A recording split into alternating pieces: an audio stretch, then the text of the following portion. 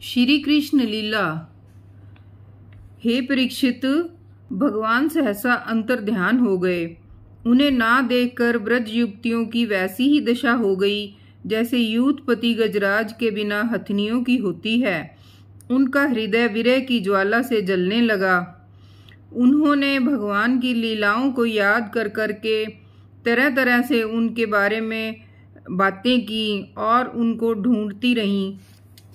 और गोपियां विरहावेश में गाने लगीं, प्यारे, तुम्हारे जन्म के कारण वैकुंठ आदि लोकों से भी व्रज की महिमा बढ़ गई है। तभी तो सौंदर्य और मृदुलता की देवी लक्ष्मी जी अपना निवास स्थान वैकुंठ छोड़कर यहाँ नित्य निरंतर निवास करने लगी हैं, इसकी सेवा करने लगी हैं। परंतु प्रियतम, देखो तुम्हारी गोपियां जिन्होंने तुम्हारे चरणों में ही अपने प्राण समर्पित कर रखे हैं, वन वन में भटक कर तुम्हें ढूंढ रही हैं। हमारे प्रेम पूर्ण हृदय के स्वामी, हम तुम्हारी बिना मोल की दासी हैं। तुम शरतकालीन जलाशय में सुंदर से सुंदर सरसिज की कर्णिका के सौंदर्य को चुराने वाले नेत्रों से हमें घायल कर चुके हो। हमारे मनोरथ पूर्ण करने वाले प्राणेश्वर, क्या नेत्रों से मारना वध नहीं है? अस्त्रों से हत्या करना ही वध है। पुरुष शिरोमणे, यमुना जी के विशैले जल से होने वाली मृत्यु, अजगर के रूप में खाने वाले अघासुर, इंद्र की वर्षा, आंधी, बिजली, दावानल, वृषभासुर और व्योमासुर आदि से एवं भिन्न भिन्न अवसरों पर सब प्रकार के भयों से तुमने बार बार हम लोगों की रक्षा की है। तुम केवल यशोदा नंदन ही नहीं हो, समस्त शरीरधारियों के हृदय में रहने वाले उनके साक्षी हो, अंतर्यामी हो। सखे, ब्रह्मा जी की प्रार्थना से विश्व की रक्षा करने के लिए तुम यदुवंश में अवतीर्ण हुए। अपने प्रेमियों की अभिलाषा पूर्ण करने वालों में अग्रगण्य यदुवंश शिरोमणे, जो लोग जन्म मृत्यु रूप संसार के चक्कर से डर कर तुम्हारे चरणों की शरण ग्रहण करते हैं, उन्हें तुम्हारे कर कमल अपनी छत्र छाया में लेकर अभय कर देते हैं। हमारे प्रियतम, सबकी लालसा अभिलाषाओं को पूर्ण करने वाला वही कर कमल जिसे तुमने लक्ष्मी जी का हाथ पकड़ा है, हमारे सिर पर रख दो।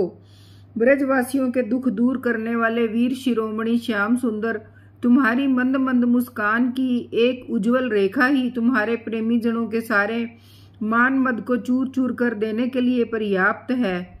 हमारे प्यारे सखा, हमसे रूठो मत, प्रेम करो। हम तो तुम्हारी दासी हैं, तुम्हारे चरणों पर निछावर हैं। हम अबलाओं को अपना वह परम सुंदर सांवला सांवला मुख कमल दिखलाओ। तुम्हारे चरण कमल शरणागत प्राणियों के सारे पापों को नष्ट कर देते हैं। वे समस्त सौंदर्य माधुर्य की खान हैं और स्वयं लक्ष्मी जी उनकी सेवा करती रहती हैं।